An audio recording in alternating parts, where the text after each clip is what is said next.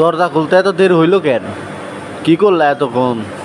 জানো বর্তমান দেশের যে অবস্থা, মাথাটা সবসময় গরম থাকে। একটু শুয়েছিলাম। কেন, কি হয়েছে? তোমার মাথা এত গরম থাকে কেন? আর বইলো না, একটা বেনসনের দাম এখন 20 টাকা, গোল্ডলিপের দাম হয়েছে 18 টাকা। কোন বিড়ি খামো আমার চিন্তায় আসতেছে না, তাই সবসময় মাথা গরম থাকে। জানো তো, বিড়ি না খাইলে আমার মাথায় একটু কাজ চলে না।